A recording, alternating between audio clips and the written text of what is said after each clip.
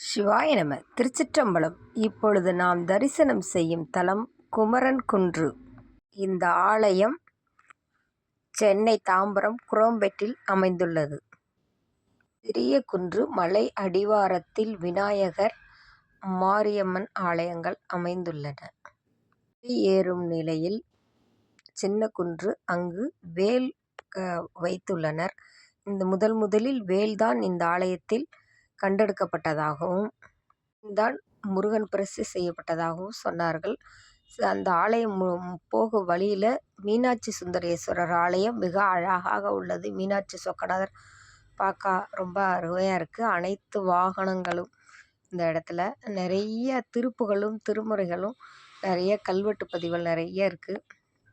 100 முதல் 125 படி மேலே மலை கோவில், அவ்வளோதான். கொடிமரத்தில் மயிலுக்கு பதிலாக இந்த கோவிலில் யானை பிரதிஷ்டை பண்ணியிருக்காங்க. இந்த கோவிலோட சிறப்பு வந்து இதில் ஒன்று, யானை வந்து முருகனை வணங்குவது போல் அந்த இடத்துல அமைச்சிருக்காங்க. ஒரு மாத கார்த்திகையும் அமாவாசையும் இங்கு சிறப்பு வழிபாடு நடைபெறுகிறது. மாதாந்திர கார்த்திகை, தை கார்த்திகை, ஆடி கார்த்திகை,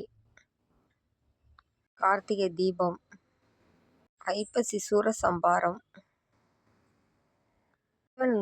வடக்கு நோக்கி சுவாமிமலையை நோக்கி இருப்பது சென்னையில் ஒரு சுவாமிமலை என்றும் சொன்னார்கள். அழகென்றால் முருகன், முருகா அழகா இருக்கார்.